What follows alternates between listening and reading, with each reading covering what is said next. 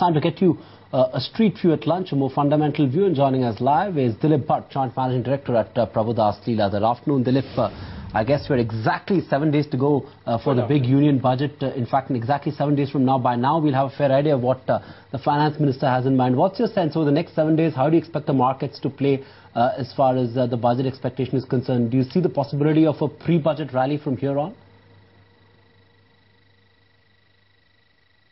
Well, I think we are already seeing the rally in the offing, and probably maybe it has some more leg to go. So possibly, as what though it may sound very cliche, but I think it's going to be extremely volatile, in my opinion, and probably we may see a seesaw movement in the indices.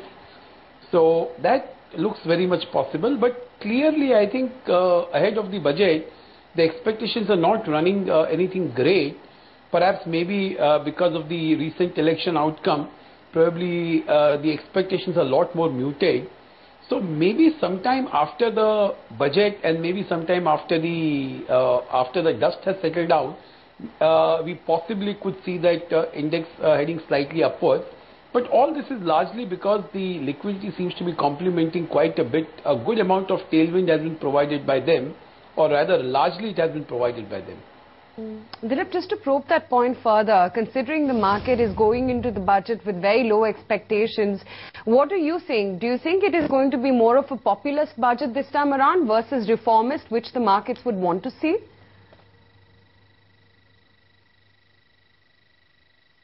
Well, I think we ourselves feel that probably the finance minister will take some bold decisions, because otherwise we are in every which way we are back to the wall unless and until he takes some very bold decisions on subsidies, particularly how these oil prices get reflected very adequately in the prices of diesel and petrol, and what happens to kerosene.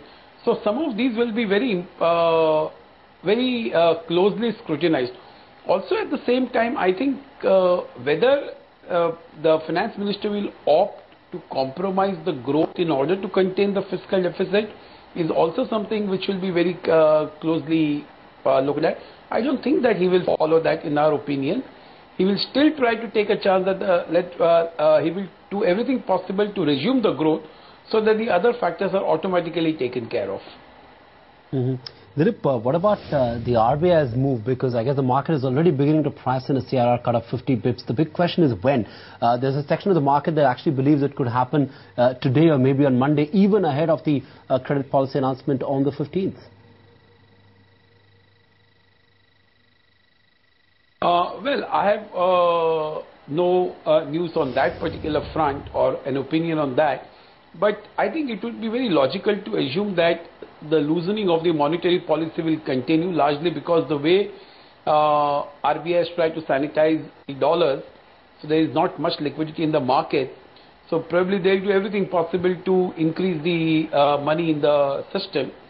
But more important is, what are they going to say on the inflation? What are they going to say on the interest rates? Especially with oil back to around $110, $115 and not looking to get down. At the same time, the rupee also depreciating, which makes it a little more tough on the inflation front for it to really come down. So I think that will be more important, what RBI is going to, how RBI is going to look at some of these aspects. But yes, loosening of monetary policy seems to be very much on the cards. So Dilip, do you think it is going to be a rate cut, as in by way of reverse repo as well as repo this time around, or would it just be a CRR cut? I think my own sense is that it would be more of a CRR cut than of an interest rate cut. But perhaps even if they say that they are willing to look for an interest rate cut very sympathetically and very, they themselves would like to do it very soon, I think all these statements perhaps will give an indication. So even if they don't do an interest rate cut, but some of these statements will help the sentiments considerably. Dilip, a quick final call on some of these delisting stocks that have been in focus. A stock like a Saint-Gobain up about 11% on delisting buzz. Oracle. How would you play some of these counters? Sorry, which was the stock you referred to? Saint-Gobain. I think after the way the Alpha level delisting has happened at a price of 4,000 rupees, I think the expectations have very rightly so when soaring for a lot of the other companies where possibly the delisting talk also is in the offing. So maybe one of those things which is really hitting the market. So I think in the mid-cap space, it is more of pick and choose kind of a scenario which we are witnessing. A few of them which possibly are probably on track for the fundamentals are probably being bought a little more aggressively.